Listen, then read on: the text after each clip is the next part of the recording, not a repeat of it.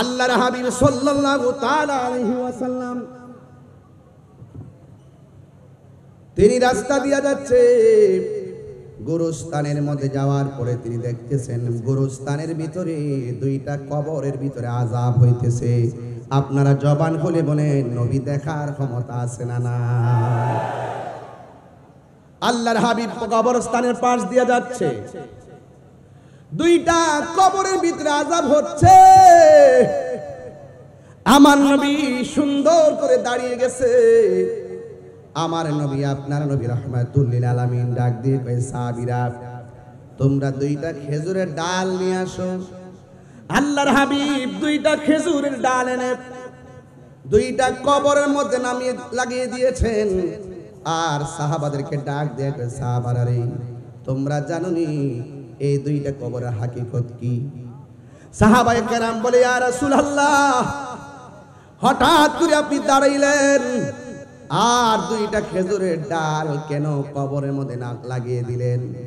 আল্লাহর হাবিব বলে, ও সাহাবায়ে কেরাম আমি নবী যদিও মাটির উপরে, আমি তাকায়া দেখতেছি দুইটা কবরের ভিতরে আযাব হইতেছে। দুইটা কবরে বেশি কারণে আযাব হয় না। একটা কারণ, একটা কবরের মানুষ প্রস্রাব করে পবিত্রতা অর্জন করত না, এই জন্য কবরের মধ্যে আযাব হচ্ছে।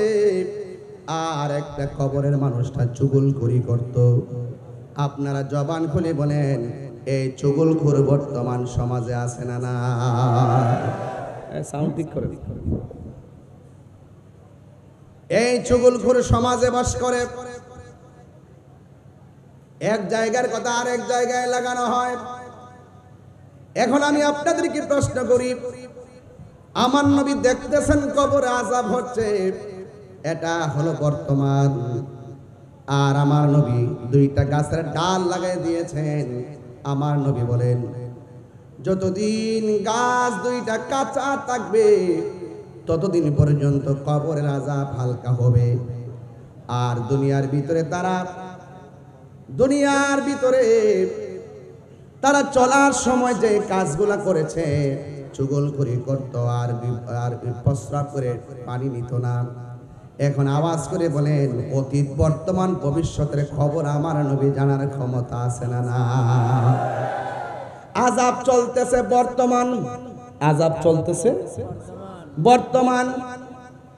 কোন কারণে আযাব হচ্ছে সেটা অতীত। গাছ লাগিয়ে দিয়ে বলছে গাছ যতদিন পর্যন্ত কাঁচা থাকবে কবরের আযাব হবে না। তার মানে হলো অতীত বর্তমান ভবিষ্যতের খবর আমার নবীকে জানার ক্ষমতা দিয়েছেন কে?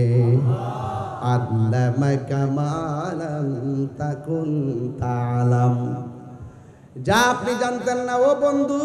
আর রহমান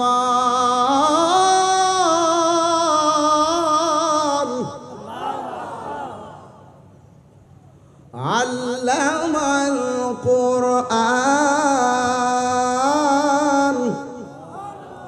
খালাকাল ইনসান আল্লামাহুল বায়ান।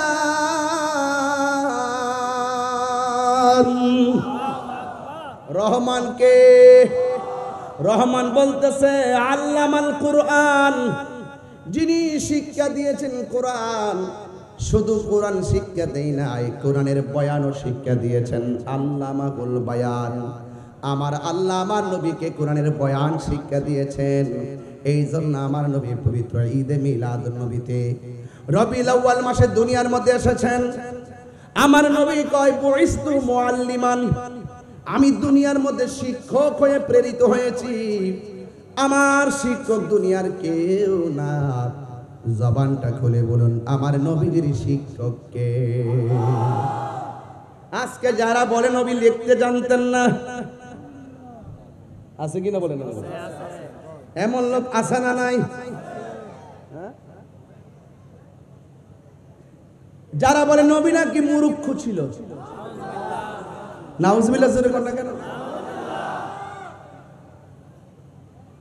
এগুলো অতিরঞ্জন কথা, নবী পাকের শানের পরিপন্থী কথা।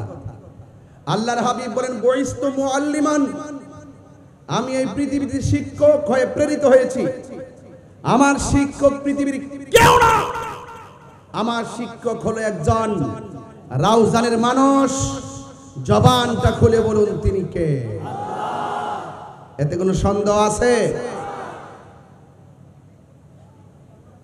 এই জন্য আল্লাহর হাবিব বলতেছেন, আমি দেখতেছি কবরের মধ্যে আযাব হচ্ছে।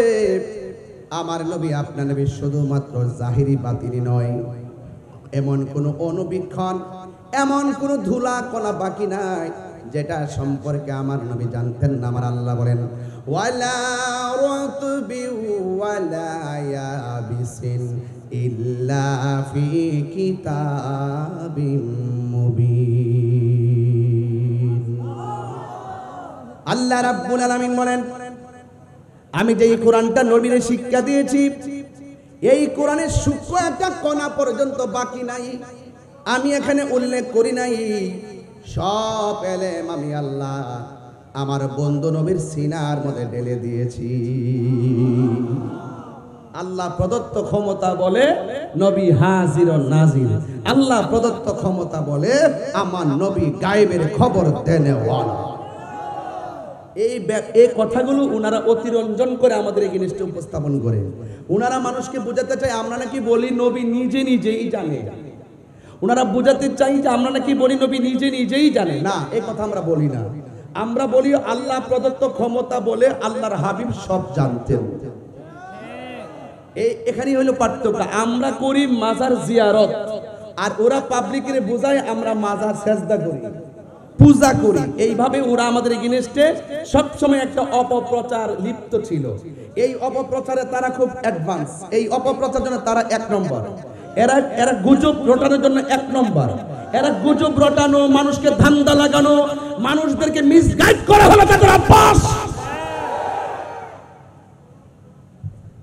এগুলা মুনাফিকি আচরণ, এগুলা দ্বিচারিতা, এগুলা মুনাফিকি। জাতির সঙ্গে মুনাফিকি করা যাবে না। আল্লাহর হাবিব বলেন, আমি যখন মেরাজে গেলাম, মেরাজে গিয়ে দেখলাম একদল মানুষের হাতের নখগুলো আর স্বাভাবিক নখ নেই। এই নখগুলো হলো পিতলের নখ। কিসের নখ? এই নখগুলো হলো পিতলের নখ। এই বড় বড় নখ দিয়ে তাদের মুখের তাদের যে চেহারার গোশত এভাবে টেনে টেনে ছিঁড়তেছেন, আর তারা নিজের মুখের গোশত নিজেই ভক্ষণ করতেছেন। আল্লাহর হাবিব আল্লাহকে জিজ্ঞেস করেন, আল্লাহ এই সমস্ত বান্দাগুলো কারা যাদের নখগুলো হলো তামার, পিতলের, আর সেই নখগুলো দিয়ে নিজের চামড়াগুলো টেনে টেনে টেনে টেনে টেনে টেনে খুলতেছেন? ওরা কারা? এরা হলো ওই সমস্ত বান্দা যারা দুনিয়ার জমিনে এক ভাই আরেক ভাইয়ের গীবত করত। কথা বলেন ঠিক কিনা?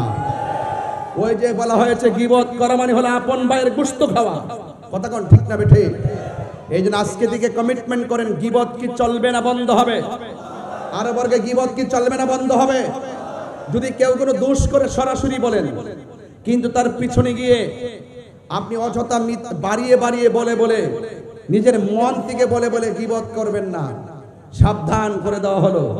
এই জন্য বলছে গীবত বলি, মন্দ কাজ বলি, যত খারাপ কাজ বলি, সমস্ত খারাপ কাজ থেকে একটা ইবাদত তোমাকে ফিরিয়ে রাখবে। সেই ইবাদতের নাম হলো সালাত। চিৎকার মেরে বলেন সুবহানাল্লাহ। এই নামাজ আমরা চাই কি চাই না? আমার নবী দুনিয়াতে এসেছেন, এসে বলেছেন কি, তোমরা নামাজ পড়ো। কি বড়? নামাজ পড়ো। এই নামাজের মাধ্যমে মানুষের আত্মা শুদ্ধ হয়, নামাজের মাধ্যমে মানুষের দিল নরম হয়। যারা 5 ওয়াক্ত নামাজ পড়ে তারা হয় আল্লাহর বান্দা। আর 5 ওয়াক্ত নামাজের পাশাপাশি যারা বেশি বেশি নফল ইবাদত করে, এরা আর বান্দা থাকে না, এরা আল্লাহর বন্ধু হয়ে যায়। এরা আল্লাহর কি হয়ে যায়? তো বন্ধু হইতে চাই কি চাই না? তো গাঁজা খাইলে কি বন্ধু হওয়া যাবে? বাবা খাইলে কি বন্ধু হওয়া যাবে? ফেঞ্চি খাইলে কি বন্ধু হওয়া যাবে? বন্ধু হতে গেলে জবানকে পবিত্র রাখতে হবে। জবানকে কি রাখতে হবে? পবিত্র রাখতে হবে। যার জবান হেফাজত, যার লজ্জাস্থান হেফাজত, এই বান্দা আর বান্দা থাকে না। আল্লাহ পাকের হাবিব বলেন তারা আল্লাহর মাহবুব বান্দা হয়ে যায়। আরো বড় এজন্য আল্লাহ পাক বলেন ওয়াকুলিল মুমিনিনা ইয়াগুদ্দু মিন আবসারিহিম ওয়া ইয়াহফাজনা ফুরুজাহুম। আল্লাহ রাব্বুল আলামিন কোরআনে বলছেন, হে বন্ধু আপনি বলে দিন, মুমিনদেরকে বলে দিন তারা যেন চোখের হেফাজত করে, তারা যেন লজ্জাস্থানের হেফাজত করে। আরেক জায়গায় বলা হচ্ছে ওয়াকুলিল মুমিনাতি ইয়াগুদ্দুনা মিন আবসারিহিন্না ওয়া ইয়াহফাজনা ফুরুজাহুন্না।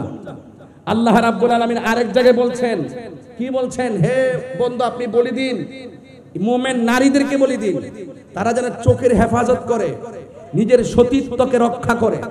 যদি এই দুইটা জিনিসের যত্ন করতে পারে, এই দুইটা বিষয়ের ব্যাপারে যদি সচেতন থাকতে পারে, তার নামাজ তার রোজা আল্লাহর কাছে ওই 70 গুণ হয়ে দাঁড়িয়ে যাবে, আর সেই বান্দা আল্লাহর প্রিয়তম বান্দা হয়ে যাবে। বলেন সুবহানাল্লাহ।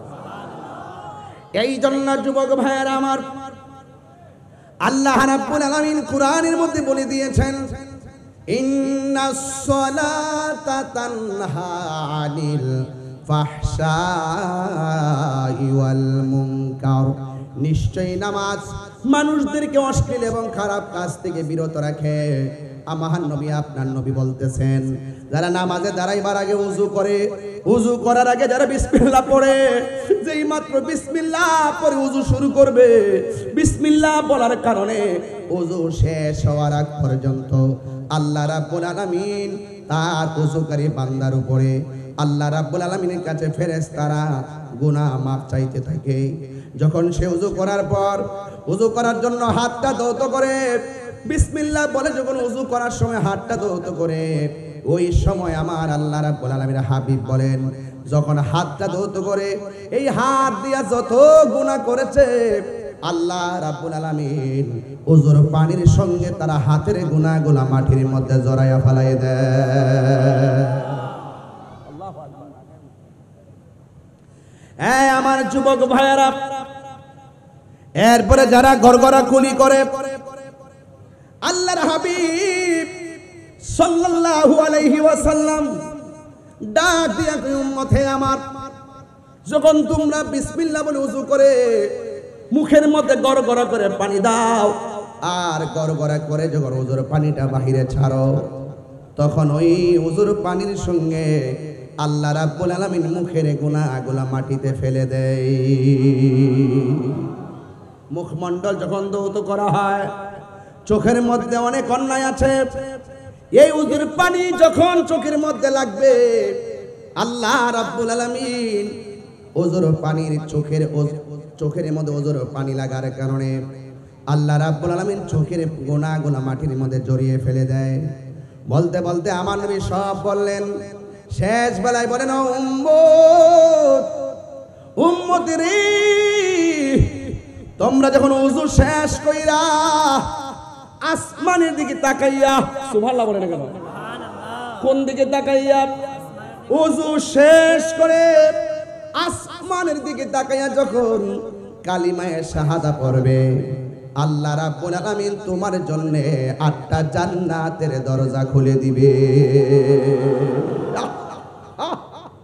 কত নিয়ামত আল্লাহ দান করেছেন, আর যেই দরজাগুলো খুলে দিবে, সে যেই দরজা দিয়ে মনে চায় সেই দরজা দিয়ে জান্নাতে ঢুকতে পারবে। এই জন্য যুবক, নামাজে দাঁড়াইবার আগে ওযু সুন্দর করে করতে হবে।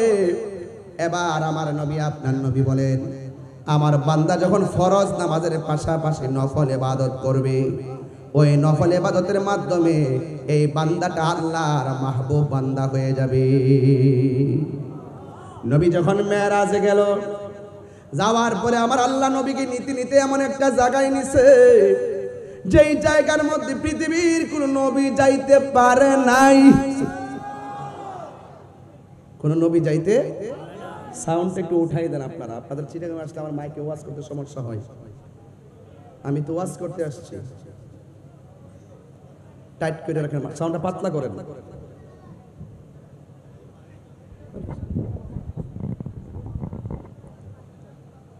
এই জন্য আমার যুবক ভাইয়েরা, আল্লাহর হাবিব মেরাজের মধ্যে গিয়েছেন। মেরাজের মধ্যে যাওয়ার পর আল্লাহর হাবিব সাল্লাল্লাহু তাআলা আলাইহি ওয়াসাল্লাম যখন তিনি মেরাজের মধ্যে গিয়েছেন, আমার নবীকে আমার আল্লাহ বড় মায়া করে তিনি দিদারে নিয়েছেন। আসমান ही पर सब नबी रह गए, अर्श आजम पे पहुंचा हमारा नबी। जुड़े कौन ठीक की ना, अर्श आजम पे पहुंचा हमारा नबी, जिसका कोई सानी नहीं वो नबी हमारा है। मुस्तफा की अजमत का हद है ना किनारा है। हाथ করে বলো মারহাবা, দুই হাত সোজা করে বলুন নবীর মেরাজ কি স্বপ্নে হয়েছে নাকি বাস্তব হয়েছে? বাস্তব মেরাজের পক্ষে কে কে আছেন দুই হাত তুলে দেখান ইনশাআল্লাহ।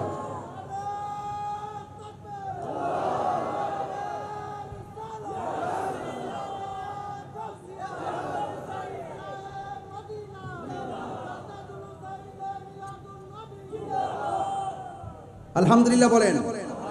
আমরা সেই নবীর উম্মত যেই নবী আমার আল্লাহকে চোখকে চর্ম চক্ষু মুবারকে দেখেছেন, ঠিক কি না? এই জন্য আমার যুবক ভাইয়েরা, আমার বন্ধুগণ, এবার আমার নবীকে আমার আল্লাহ যখন মেরাজের মধ্যে নিয়েছেন, যাইতে যাইতে আমার আল্লাহ রাব্বুল আলামিন হাবিব এমন একটা জায়গায় গেলেন যেই জায়গার মধ্যে কোনো নবী যেতে পারে নাই রে বাবা।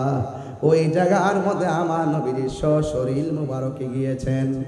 আল্লাহর হাবিব সেই জায়গায় যাওয়ার পরে নবীজিকে এত সুন্দর জায়গা দেখানো হয়েছে, সেই জায়গা দেখে আমার নবী আনন্দিত হতে পারেন নাই। আমার নবী চোখের পানি মোবারক ছেড়ে ছেড়ে কান্না শুরু করলেন। আপনারা জবান খুলে বলেন, আমার নবী কেঁদেছেন। আমরা নবীর জন্য ভালোবাসায় কাঁদতে চাই কি চাই না? আল্লাহর হাবিবকে যখন মেরাজে নিয়ে গেল, এমন একটা জায়গায় গেছে গো, যেখানে যাওয়ার পরে নবী চোখের পানি ফেলে কান্না করার পর আমার আল্লাহ ডাক দিয়েছে, বন্ধু হে, আপনি এই জায়গার মধ্যে এসেছেন, এত সুন্দর জায়গা আপনাকে দেখাইলাম, এই জায়গাতে এসে আপনি কেন চোখের পানি ফেলে কান্না করেন? আজকে তো কান্নার দিন না, আজকে তো হলো আনন্দের দিন গো নবী। আজকে তো কান্নার দিন না, কোন নবীকে আমি আল্লাহ এত উপরে আনি নাই গো নবী। এত সুন্দর জায়গায় আনছি আপনাকে দেখাইবার জন্য, আপনি কেন চোখের পানি ফেলে কান্না করতেছেন? আল্লাহর হাবিব ডাক দিয়া কয়, ও আল্লাহ, ও রাউজানের বাবা, জবানটা খুলে বলেন আল্লাহ। আল্লাহ নবীজিকে সান্ত্বনা দেওয়ার জন্য দ্বিতীয় আর একটা সুন্দর জায়গায় নিয়েছেন। সেখানে যাওয়ার পরে নবী চোখের পানি ফেলে কান্না করেন। ওই জায়গা থেকে আমার নবীকে তৃতীয় আরেকটা জায়গায় নিয়ে গেলেন, সেখানেও নবী উম্মতের জন্য সেখানেও নবী কান্না করেন। আল্লাহর হাবিব সাল্লাল্লাহু আলাইহি সাল্লামকে আর একটা জায়গায় নিয়ে গেছে, সেই জায়গায় গিয়েও নবী চোখের পানি ফেলে কান্না করেন। একটা নয়, দুইটা নয়, তিনটা নয়, চারটা নয়, আমার নবীকে আমার আল্লাহ 17টা জায়গায় ঘুরে দেখাইলেন। সব জায়গায় গিয়ে আমার নবী উম্মতের জন্যই কান্না করলেন। আল্লাহ ডাক দিয়ে, বন্ধু, এত সুন্দর জায়গা আপনাকে দেখালাম, কিন্তু আপনি চোখের পানি ফেলে কান্না কেন করলেন?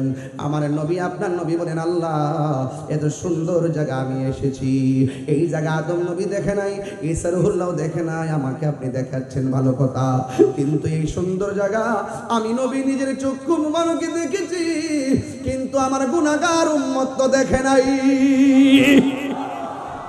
হায় রে ও রাউজানের বাবা, কেন আল্লামা গোলামুর রহমান আশরাফ শাহ হুজুর কেন নবী নবী করে? আমি তাহিরি কেন নবী নবী করি গো? আজকে রাউজানের মানুষ কেন নবীর জন্য পাগল? একটা মাত্র কারণের বাবা, নবী দুনিয়াতে এই রবিউল আউয়াল মাসে আইসা সেজদা দিয়া উম্মতের জন্য কেঁদেছেন। আমার নবীজি পাথর আঘাত খাইয়া নবী উম্মতের জন্য কেঁদেছেন। তায়েফের জমিনে আমার নবীর এমন ভাবে যুবকরা পাথর মারছে, আমি নিজের চোখে যাইয়া সেই পাথরটা দেখে এসেছি, যেই পাথরটা রক্ত মুবারক, আমার নবীর পিঠ মুবারকে রক্ত মুবারক এমন ভাবে ঝরেছে, আমার নবী যেই পাথরের মধ্যে ধাক্কা দিয়ে হেলান দিয়া পড়ছে, ওই পাথরের মধ্যে এখনো আমার নবী রক্ত মুবারক লেগে আছে। সবাই মোবাইল দিয়া ভিডিও করে, আমি ভিডিও করি না, আমি সবার পায়ের নিচ দিয়া যাইয়া আমার জিহ্বা দিয়া পাথরটার মধ্যে চাটতে শুরু করলাম। আমার নবীর এত সুন্দর হুজুর রক্ত মুবারকটা লেগে আছে রে। যুবক ভাইরা, আমার নবী এত কষ্ট করলো, সেখানেও নবী উম্মতের স্লোগান দিলেন। উহুদের জমিনে দন্ত মুবারক ভাঙলো, সেই জায়গায় তো নবী উম্মতের স্লোগান দিলেন। আমার নবী হেলমেট মুবারক ভাঙ্গা দুইটা করা উহুদের জমিনে মাথা মুবারকে ঢুকে গেল, সেখানেও নবী উম্মতের জন্য স্লোগান দিলেন। আমার নবী মক্কা থেকে মদিনায় যাবে, সেখানে নবী উম্মতের জন্য স্লোগান দিলেন। হেরা গুহার মধ্যে ধ্যান করেছেন, সেখানে নবী উম্মতের জন্য তিনি স্লোগান দিলেন। শুধুমাত্র তাই নয়, দুনিয়া থেকে বিদায় হওয়ার সময়ও নবী উম্মতের জন্যই কেঁদেছেন। এখনো রওজা মুবারকে নবী উম্মতের জন্যই কাঁদতেছেন। আমার নবী মেরাজে যাবে, আনন্দের খবর, সেখানেও নবী উম্মতের জন্যই কাঁদেন। অর্থাৎ আমার নবী সব সময় বলছে, রব্বি হাবলি ইয়া উম্মতি, আল্লাহ আমি কিচ্ছু চাই না, আমার উম্মত শুধুমাত্র আমাকে দিয়ে দাও। হায়রে কি ভাষায় আমি নবীর চিনাবো। লাকাদ কানা লাকুম ফি রাসূলিল্লাহি উসওয়াতুন হাসানা। রওজানের বাবা, ও ইয়াসিন নগরের বন্ধু, একটা কথা মনে রাখবেন, নবীজি হলো আমাদের জন্য মডেল। কথা বলেন ঠিক কিনা? যেই নবী উম্মতের জন্য কাঁদে, সেই নবীর জন্য আমরা জীবন দিতে চাই কি চাই না? আর বড় করে বলুন, চাই কি চাই না? খেয়ে না খেয়ে দিনী প্রচারের কাজে নিজেকে দিয়াছো বিলিয়ে, তাই ফেরে কাফেরেরা চিনল না আলো, দুষ্ট ছেলেদের পিছু দিল লেলিয়ে। পাথরের আঘাতে ক্ষত বিক্ষত হয়ে সারা শরীর থেকে রক্ত ঝরে। হে রাসূল, তোমাকে ভুলি আমি কেমন করে? হে রাসূল, তোমাকে ভুলি আমি কেমন করে? হেরার গুহায় তোমারই আসমান থেকে নামে আল কোরআন। হেরার গুহায় তোমারই আসমান থেকে নামে আল কোরআন। ভাঙল সবার ভুল তোমারই ওপরে, আসলো কোরআনের ছায়া তোলে। খালিদ ওমর আলী আবু বকর ইসলামী ঝান্ডা নীল যে তুলে। আল আমিন তুমি ছিলে চিরদিন সকল মানুষের তরে। হে রাসূল, তোমাকে ভুলে আমি কেমন করে? হে রাসূল, তোমাকে ভুলে আমি কেমন করে? হাজারো ব্যথা বেদনার পরে ফিরে আসনি তুমি আপন ঘরে। দিনের আলো তুমি ছড়িয়ে দিতে চলে গেছো মদিনায় মক্কা ছেড়ে। হে রাসূল,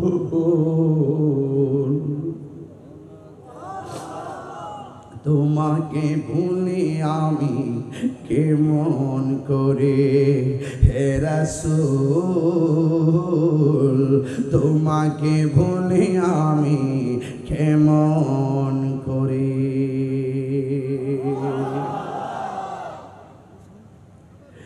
এ বন্ধু, এখনো নবী রওজার ভিতরে সেজদায় পড়ে কান্দে। কথা বলেন ঠিক কিনা বলেন? বান্দা যখন নামাজে দাঁড়ায় যায়, আমার নবী খুশি হয়ে যায়। বান্দা যখন নামাজের টাইমে রাস্তাঘাটে ক্যারাম বোর্ড খেলে, বান্দা যখন নামাজের টাইমে রাস্তায় আড্ডা মারে, আমার নবী বড় কষ্ট পায়। কথা বলেন ঠিক কিনা? আমরা নবীর কষ্ট দিতে চাই না। আমরা নেক আমল করলে আমার নবী বড় প্রাউড ফিল করে, এই জন্য নবীর কাঁদানো যাবে না।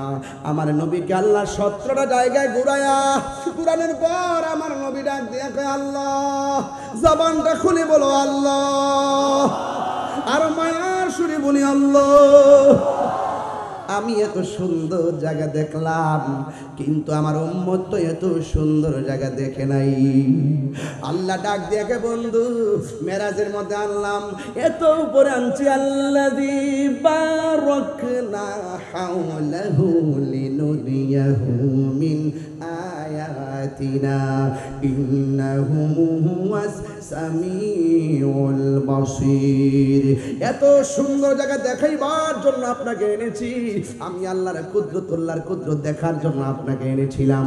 আল্লাযী বারাকনা হাওলাহু, আল্লাযী যিনি বারাকনা প্রদক্ষিণ করিয়েছেন হাওলাহু চতুর্দিকে, লিনুরিয়াহু দেখানোর জন্য মিন আয়াতিনা আল্লাহর নিদর্শন সমূহ।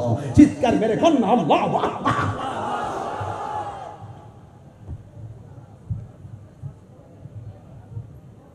সময় বড় অল্প, আর বেশি লম্বা চূড়া করতে পারতেছি না। এরপরও আমি বলে দিয়ে যাই, আমাকে চট্টগ্রামকে 10টায় মাইক ধরা লাগবে। এরপর আপনাদের মায়াই পরে সময়টা বেড়ে যাচ্ছে, কষ্ট নিবেন না রে বাবা। তবে একটা কথা বলতে চাই, আমার নবীর মেরাজ কি স্বপ্নে নাকি বাস্তব? অনেকের মুখ বন্ধ, আরো জোরে বলুন, আরো বড় করে বলুন। যারা বলে নবীর মেরাজ নাকি স্বপ্নে হইছে, এদের ঈমান গেছে, জীবনও গেছে। কথা কোন ঠিক কিনা? আল্লাহ ডাক দিয়া বলে বন্ধু, হ্যাঁ আমার, হে বন্ধু, আপনাকে আমি 17টা জায়গা ঘুরাইয়া দেখাইছি। সব জায়গায় গিয়ে আপনি উম্মতকে স্মরণ করেছেন। আমি আপনাকে বলে দেই, এই মেসেজটা আপনার উম্মতের কাছে ডেলিভারি দিবেন কয় কি? ডাক দিয়া বলে বন্ধু, হ্যাঁ আমার, আপনি 17টা জায়গায় এসে উম্মতকে স্মরণ করেছেন। আপনার উম্মত যখন 5 ওয়াক্ত নামাজ পড়বে, আপনারা রওজানের মানুষ বলেন ফজর নামাজের ফরজ কয় রাকাত? জোরে বলেন কয় রাকাত? যোহরের নামাজের ফরজ কয় রাকাত? 2 আর 4 কত? আর আসরের নামাজের ফরজ কয় রাকাত? 6 আর 4 কত? মাগরিবের নামাজের ফরজ কয় রাকাত? 10 আর 3 কত?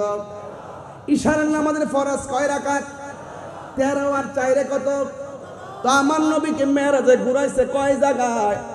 আল্লাহ কয় ও বন্ধু, আপনার উম্মত যখন এই ফরজের মালা গলার মধ্যে পরে ফেলাইবে, আমি আল্লাহ কথা দিলাম যে এই 17টা জায়গায় আপনি ঘুরে ঘুরে উম্মতকে স্মরণ করেছেন, আমি আল্লাহ রাব্বুল আলামিন এই জায়গাগুলো আপনার উম্মতের দেখাইয়া দেখাইয়া আপনার উম্মতের ডান হাতে জান্নাতের টিকিট দিয়ে দিব। আর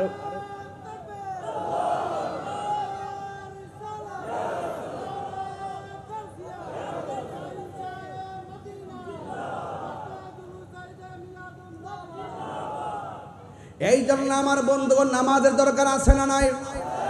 আমার মা বন্ধুদেরকে বলবো, মা এখনো সময় আছে, নামাজে দাঁড়িয়ে যান।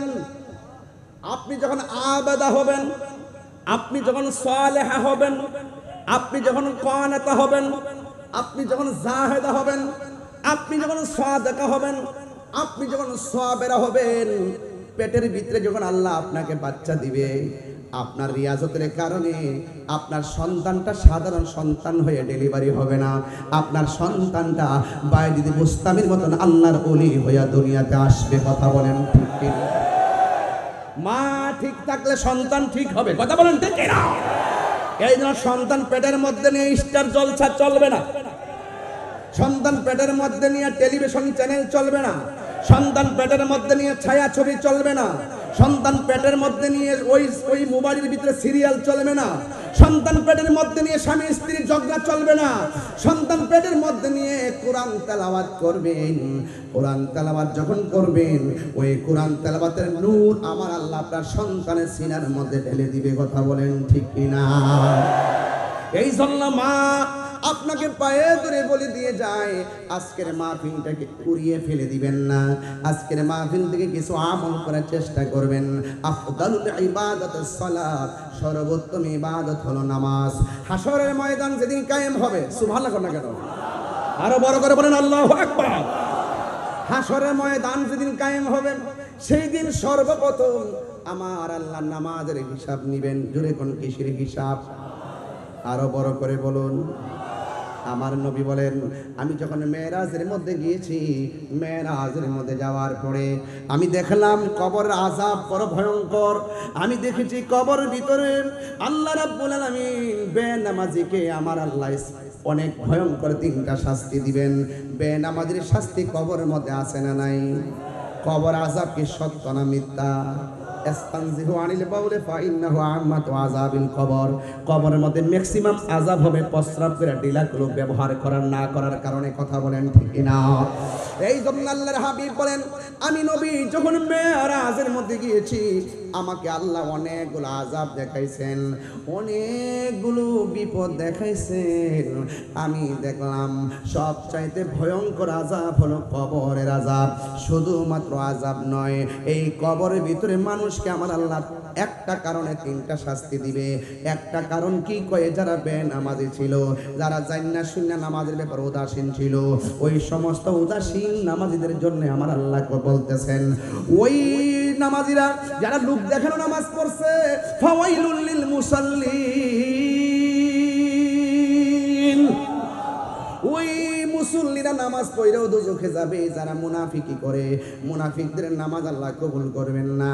এই জন্য আমার নবী, আপনার নবী বলেন, আমি যখন মেরাজে গিয়েছি, মেরাজে যাওয়ার সময় দেখলাম কবরের মধ্যে আযাব বড় ভয়ঙ্কর।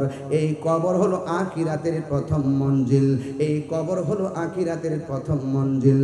বন্ধুরে আমার, ও যুবক ভাইরা, আমার নবী বলেন, বেনামাজির কবরে তিনটা শাস্তির মধ্যে প্রথম শাস্তি কোনটা জানোনি? ওই সেটা বড় ভয়ঙ্কর শাস্তি। এই শাস্তিটা সয়ে নেওয়ার মতন পিলার দুনিয়াতে নাই। কবরে ভয়ঙ্কর একটা আযাব হবে। এটা হলো কবরের মাটির চাপা। ডান পাশের মাটি ডান প্রান্তে চলে যাবে, বাম পাশের মাটি বাম প্রান্তে চলে যাবে। ও যুবক, খেলতে খেলতে নামাজ ছাইরা দিছেন, অথচ যৌবনকালে যদি আপনি নামাজটা পড়তেন, আল্লাহর হাবিব বলেন, হাসরের ময়দান যেদিন কায়েম হবে, 7 প্রকারের মানুষকে আমার আল্লাহ আরশের নিচে ছায়া দিবেন। এর মধ্যে এক শ্রেণী হলো যারা যৌবনকালে ইবাদত বেশি করে। এই জন্য যৌবন যার যুদ্ধে যাওয়ার সময় তার, এই জন্য এই সময়টারে যুবক তুমি কাজে লাগাও। হাসতে হাসতে শুধুমাত্র মোবাইল মোবাইল করতে করতে জীবনটারে ধ্বংস করে দিয়েন না। আমার নবী, আপনার নবী বলেন, বেনামাজিকে কবরে প্রথম শাস্তি যেটা দিবে সেইটা বড় ভয়ঙ্কর শাস্তি। 1 নম্বর, ডান পাশের মাটি পৃথিবীর এক প্রান্তে চলে যাবে, বাম পাশের মাটি আরেক প্রান্তে চলে যাবে। 2 পাশের মাটি আইসা এমন জোরে তোমার মাটি চাপা মারবে, বাহাবা। ডান পাশের হাড্ডিগুলা বাম পাশের হাড্ডির ভিতরে ঢুকে যাবে, বাম পাশের হাড্ডিগুলা ডান পাশের হাড্ডির ভিতরে ঢুকে যাবে। যখন তোমাকে মাটিটা চাপা দিয়ে একেবারে শরীরটারে গুঁড়া বানায় ফেলবে, তখন তুমি কবরের মধ্যে আল্লাহর ডাক দিবেন এভাবে, আল্লাহ, আর সহ্য হয় না, আর পারি না। বেনামাজি হইয়া কবরে আসতে যদি এমন ভাবে শাস্তি হবে, জীবনে কোনোদিন নামাজ ছাড়তাম না, আল্লাহ আবার দুনিয়াতে পাঠাও না। আল্লাহ কই, কাইফা তাকফুরুনা বিল্লাহি ওয়া কুনতুম আমওয়াতান ফাআহইয়াকুম সুম্মা ইউমীতুকুম সুম্মা ইউহয়ীকুম সুম্মা ইলাইহি তুরজাউন। আল্লাহ বলে, ও বান্দা, তুই ছিলি নির্জীব, আমি তোরে সজীব করেছি। তুই ছিলে মুর্দা, আমি তোরে জীবন দিয়েছি। এরপরে জীবন দেওয়ার পরে তুই দুনিয়ায় অনেক কিছু হয়েছিস। তোরে আমি বিভিন্ন মালের মালিক বানাইয়া একটা থাবা দিয়ে যখন তোরে নিয়ে আসলাম, আসার পরে আবার জীবন দিলাম। তুমি মনে কইরো না আগের দিনে ফিরে যাইতে পারবা। তুমি মনে কইরো না তোমার আর কবরে মরণ হবে না, না না, আর তোমার মরণ হবে না। তোমাকে সুম্মা ইলাইহি তুরজাউন, আমি আল্লাহ দুনিয়ার দিকে ফিরে এসেছো, আর কোথাও যাওয়া যাবে না। এই কবর হলো আখিরাতের প্রথম মঞ্জিল। এই কবর আযাব কেউ সহ্য করতে পারবে না। এবার বেনামাজের কবরে দুইটা মাটি তোমার চাপা দিয়ে হাড্ডি গুঁড়া বানাইবো। 2 নম্বর শাস্তি হলো এই কবরের ভিতরে জাহান্নামের আগুন দিয়ে দেওয়া হবে। আগুনের উত্তাপ লেগে যাবে। রাউজানে আগুন লাগলে ফায়ার সার্ভিস এসে আগুন নিভাবে, ইয়াসিন নগরে আগুন লাগলে এই সমাজের মানুষ এসে আগুন নিভাবে। কিন্তু বাড়ির পাশে গুরুস্থান, ওই গুরুস্থানে আপনার বাবা এতিম হয়ে শুয়ে রয়েছে, আপনার মা এতিম হয়ে শুয়ে রয়েছে, আপনার দাদা এতিম হয়ে শুয়ে রয়েছে গো। এত মানুষ দুনিয়াতে দেখি, কিন্তু আমার বাবার মতো লাগে না। এই ঘরের তলি যদি ছিদ্র হয়ে যায়, আজকে মনে হয় ওয়াটার প্রুফ করছেন উপরে বৃষ্টি যেন না পড়ে, কিন্তু কবরে ছিদ্র দিয়া ইচ্ছে মতো কবরে পানি ঢুকতেছে, নিষ্কাশনের সুযোগ নাই। এই কবরের ভিতরে হাড্ডি গোলা বাসতেছে রে বাবা। একটা মানুষ যখন কবরে যায় 3 দিন পরে কি হয় জানেননি? ওই 3 দিন পরে নাকটা পচে যায়, ভিতরে পোকাগুলো নাক দিয়া প্রথম বের হয়ে অন্যান্য দুনিয়ার পোকামাকড় খবর দেয়, আয় আয় খাবার আসছে। সব পোকামাকড় লাইন ধরে আসে, নাক থেকে আপনার বডিটা খাওয়া শুরু করে। 3 দিন পরে নাকটা পচে যায়, 6 দিন পরে আঙ্গুলের নখগুলো খুলে খুলে পড়ে যায়, 9 দিন পরে মাথার চুলগুলো পড়ে যায়। ও যুবকের দল, 17 দিন পরে আপনার চোখটা ফেটে যায়। এরপরে আপনার 26 দিন পরে আপনার পেটের মধ্যে যে হুজুরি আছে এইগুলো ফুটে আপনার ডিসমিস হয়ে যায়। এরপরে দিন যত যায় তারপরে দেখবেন আপনার হাড্ডি থেকে গোশতগুলো খুলে যায়, এরপরে আপনার হাড্ডিগুলো খুলে যায়। 60 বছর পরে, কয় বছর বললাম? 60 বছর পর্যন্ত আপনার কবরের ভিতরে হাড্ডিগুলা বিছায়া বিছায়া পড়ে থাকবে। দেখবেন অনেক কবর করতে গেলে দেখবেন ওই যে মাথাটা পায় না, হাড্ডিগুলা পায়।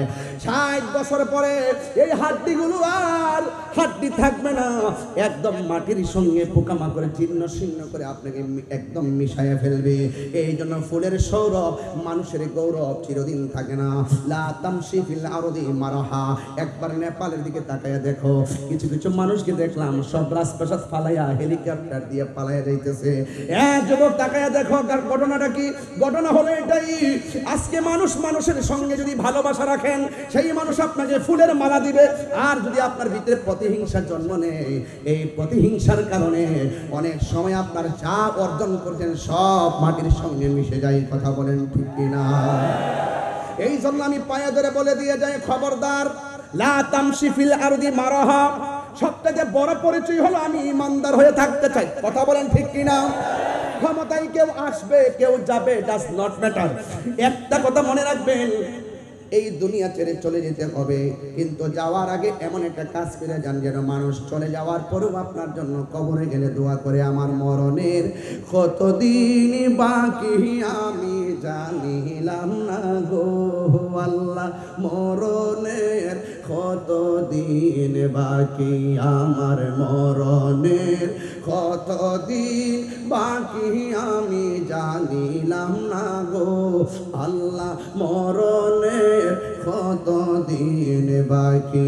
আর আজরাইল আসিয়া যখন হস্তে দিবা দড়ি, আজরাইল আসিয়া যখন হস্তে দিবা দড়ি, তখন আমার মনা ভাই করবা লুকালুকি আমি জানিলাম না গো আল্লাহ, মরণের কতদিন বাকি।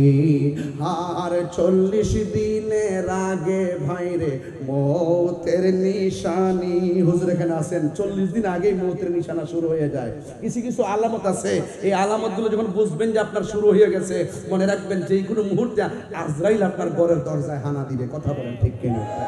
আরে 40 দিনের আগে ভাইরে মৌতের নিশানি, যেই জায়গা যার মরণ লেখা সেই জায়গা সে মরে আমি জানিলাম না গো আল্লাহ, মরণের কতদিন বাকি, আমার মরণের কতদিন বাকি আমি জানিলাম না গো আল্লাহ মরণে কত দিন বাকি।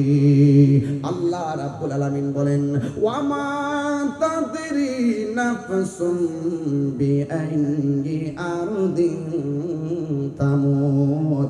ও বান্দা, তুমি তো জানো না গো কোন জায়গার মধ্যে তোমার মরণ হবে। এই মরণের আগে নামাজের দরকার আছে না না? এই আওয়াজে মানি না, জোরে বলো আছে না নাই? আর বড় করে আছে না নাই? ঘুমের চাইতে নামাজ কি ভালো না খারাপ? আরো জোরে বলেন ভালো না খারাপ? আজকে থেকে ফজরের নামাজের টাইমে আর কেউ ঘুমাবেন না। যারা ফজরের পর দোয়াটা করে রাস্তায় রাস্তায় একটু হাঁটে, আমার নবী বলে যারা ফজরের নামাজের পর রাস্তা দিয়ে হাঁটে তার গায়ের মধ্যে নূরের বাতাস লাগে, তার চেহারাটা ঝল ঝল হয়ে যায়। ঠিক কি রকম? এই নামাজ আমরা চাই কি চাই না? নাকি শুধু জুম্মার নামাজ পড়লেই চলবে? আমাদের মাঝে অনেক নামাজি আছে, সাপ্তাহিক নামাজি। কেউ আছে পরীক্ষা আগালে নামাজ পড়ে, পরীক্ষা শেষ হলে নামাজ বন্ধ করে ফেলায়। কেউ আছে আবার রেজাল্টের 2 দিন আগে তাহাজ্জুদ পড়ে, রেজাল্টটা দেওয়ার পরে কয় কক্সবাজার যাব। আছে না নাই বলেন? আর বড় করে বলেন আছে না নাই?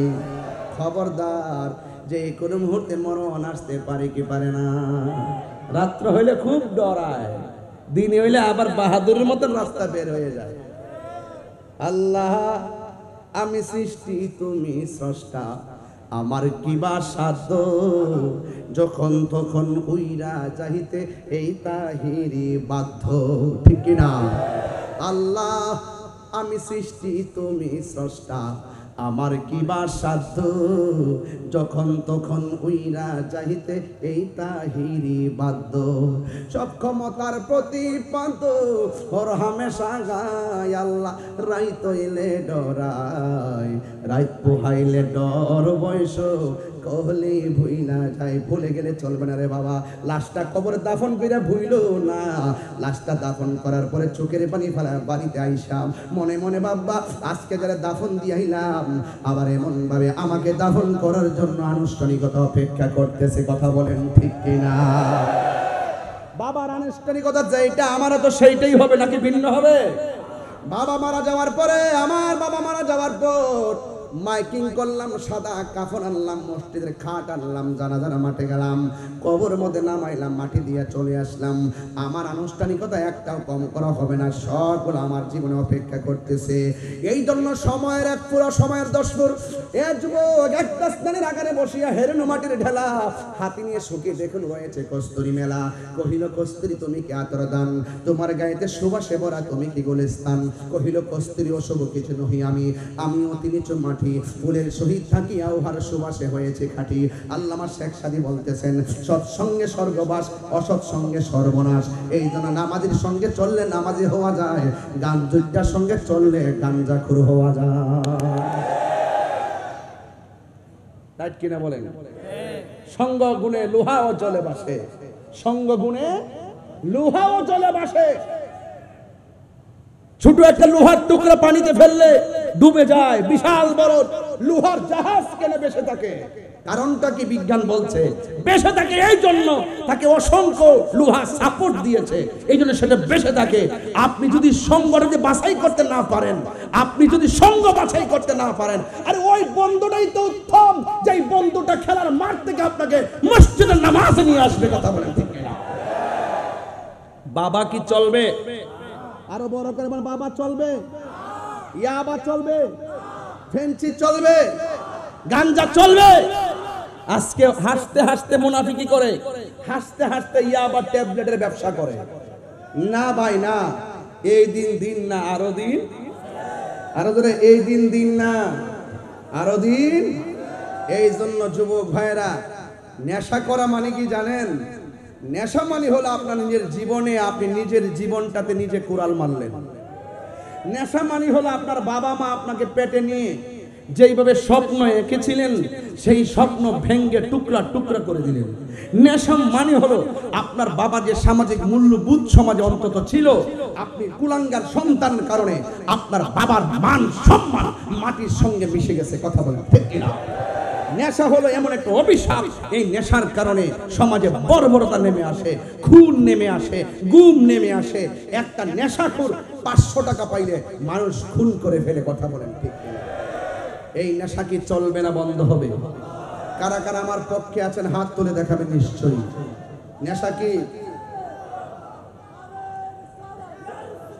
নেশা কি চলবে না বন্ধ হবে? আরো বড় করে বলুন, বলেন বন্ধ। এই আওয়াজে মানে সেদিন রাউজানও বলে গেছি, বলেন বন্ধ। নবী আসছেন কি হালালকে প্রতিষ্ঠা করতে, হারামকে বর্জন শিখাইতে। কথা বলেন ঠিক কিনা? তাহলে বলুন বন্ধ। নেশা, হ্যাঁ থেকে নেশা বন্ধ না বলবেন? নেশা মনে হচ্ছে নেশা দিবার লাগে বুঝেছে। বন্ধ বলেন, বলেন নেশা।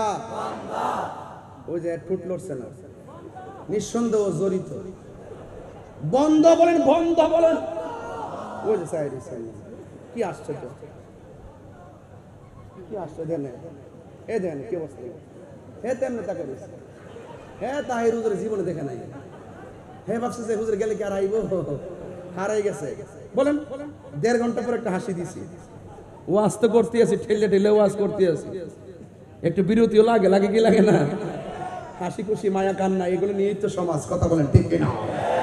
সবার সুখে হাসবো আমি, কাঁদবো সবার দুঃখে, নিজের খাবার বিলিয়ে দিব অনাহারীর মুখে।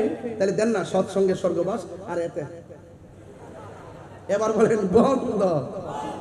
এই আওয়াজ আমি মানি না, এত হাজার হাজার লোক আওয়াজ আরো বড় হবে। নেশা, এই দেখছেন বাঙালি কত চালাক, এগুলোর সাইজ না করলে হয় না। বলেন নেশা, ইয়াবা, ফেন্সি, গাঞ্জা, সুদ, ঘুষ, চুরি, ডাকাতি, মুনাফিকি, গীবত, চুগলখুরি, মিথ্যা কথা। বাস এখন বলবেন চলবে। কি বলবেন? এই তুমি নাড়াচাড়া দিও একটু। বলেন নামাজ। এই মোবাইল রাখো। নামাজ সপ্তাহে সপ্তাহে না মাসে মাসে? দৈনিক দৈনিক দৈনিক। কয়েকত মাঝে মাঝে নফল পড়া দরকার আসেনি? আমরা কি শুধু বান্দাই থাকবো, বন্ধু হতে হবে না? বলেন চলবে। নামাজ, রোজা, হজ, যাকাত, ইবাদত, মহব্বত, সোহবত, খেদমত, ভালো কথা, ন্যায্য কথা, উচিত কথা, সুদ। ওই হাত দিল রে না, হাত দিল রে না, চলবে নাকি? চলবে চলবে। সুদ কি চলবে? আমাদের দেশের হুজুররা তো এখন সুদের ওয়াজই করে না। হুজুর আসেনিও, এর এখন সুদের ওয়াজই করে না। দেশ উল্টে গেছে এত বছর, ওখান আর কিছু কয় না। এখন শুধু চেয়ারটা দরকার আর ক্ষমতাটা দরকার। এগুলো হলো ওরে বাটফারের গোষ্ঠী। কথা বলেন ঠিক না বেঠিক? আরে সুদ যে হারাম, এটা কি মোল্লার কথা না আল্লাহর কথা? তো আল্লাহর কথা বলতে তোমার ভয় কিসের? তুমি মুনাফিক। এই মুনাফিকদের কারণেই আজকে সত্যিকার ইসলামটা দফন হয়ে যাচ্ছে। কথা বলেন ঠিক কি না বলেন?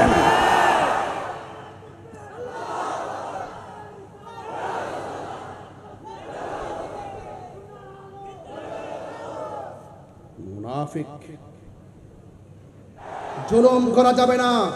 লাস্ট ওয়ার্নিং, জুলুম করা যাবে না। কারণ জালেম কখনো কখনো, মজলুম কখনো কখনো যদি জালেম হয়ে যায়, তাহলে তার উপর আবার জুলুম আসতেছে। কথা বলেন ঠিক না বেঠিক? এদের আমার যুবক ভাইরা, আমি আপনি আমরা এই দেশটাকে সাজাতে হবে। আহলে সুন্নাত ওয়াল জামাত 53 বছর পরেও আবার প্রমাণ করতে সক্ষম হয়েছে এই দেশে একমাত্র শান্তিপ্রিয় দল আহলে সুন্নাত ওয়াল জামাত। নামাজ পড়বেন হুসাইনি চেতনায়, নামাজ পড়বেন। নামাজ পড়বেন ইয়াজিদি চেতনায়, নামাজ পড়লে হবে না। মুখে দাড়ি থাকলেই মুমিন বলা যাবে না, মাথায় টুপি থাকলেই মুমিন বলা যাবে না। মুমিন হলো সেই ব্যক্তি যারা আহলে সুন্নাত ওয়াল জামাতকে সত্যের হৃদয় লালন করে, আহলে বাইতকে সত্যের অর্থে ভালোবাসে। কথা বলেন ঠিক কিনা বলেন? আমি বেশি চিৎকার মানে কথা বলার অভ্যাস আমার নাই, যেহেতু আরেকটি মাহফিল আছে। এরপর আমি আপনাদেরকে লাস্ট বেলায় একটু কথা বললাম, বোঝার জন্য বলছি। আপনি মানলে মানার মতো মানেন, আপনি অর্ধেক মানবেন আপনার সুবিধার জন্য, আবার অর্ধেক আপনি জানি না গোপন রাখবেন। এগুলো হলো একটা এক প্রকার ব্যবসার মতো, ঠিক না বেটি? আমরা মদিনাওয়ালার প্রেমের ব্যবসা করি। মদিনাওয়ালার দেশত হইলে জাগানো মদিনায় রাখি আই তো সাহ, হইলে জাগানো মদিনায় রাখি। বলবো বলবো মদিনাওয়ালার দেশত হইলে জাগানো মদিনায় রাখি আই তো সাহ, হইলে জাগানো মদিনায় রাখি আই তো সাহ। হত নফর তারাও সারা আসিল মদিনায়, হত নফর তারাও সারা আসিল মদিনায়। মদিনা সা আইলো নাকি সায়াইলো জান্নাত, মদিনা সা আইলো নাকি সায়াইলো জান্নাত। খোদার দুনিয়া তার সাইবার কিছু নাই, খোদার দুনিয়া তার সাইবার কিছু নাই। বলে জাগানো মদিনায় জোরে বলে জাগানো মদিনায় রাখি আই তো সাই। লাওয়ারিষ্ণ লাওয়ারিষ্ণ হাসরের মাঠ রহমতর সাদর যখন মুস্তাফার আতত, রহমতের সাদর যখন মুস্তাফার আতত। পড়ে যাইব উম্মত ওয়ালা উম্মত ফেলায়, পড়ে যাইব উম্মত ওয়ালা।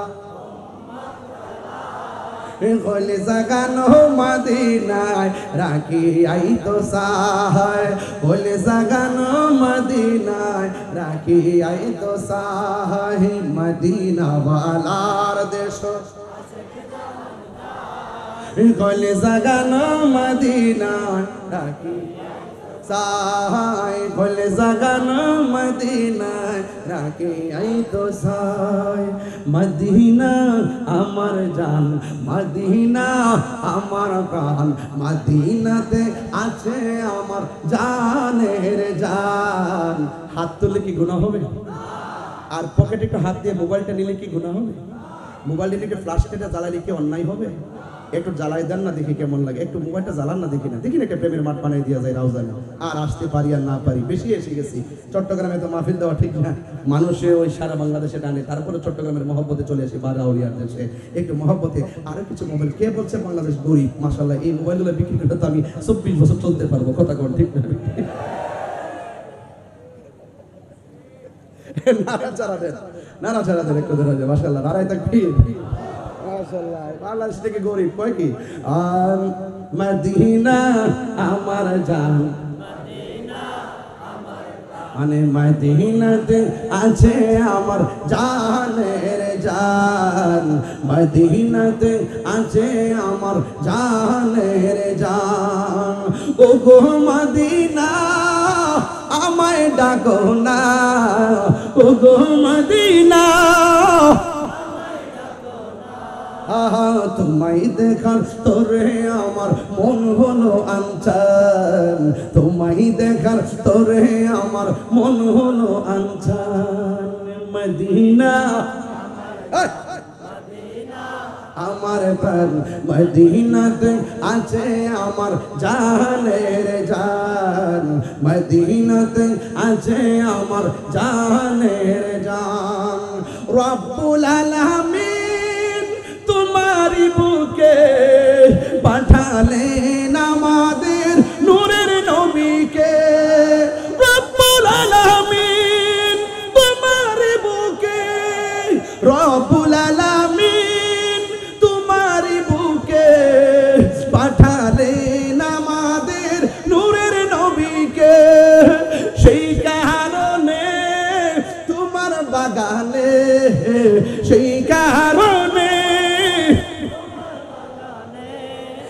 পাঠালেন কোরআন হাদিস দ্বীন ও ঈমান, পাঠালেন কোরআন হাদিস দ্বীন ও ঈমান। মদিনা মদিনা আমার ঘর, মদিনাতে আছে আমার জানের জান, মদিনাতে।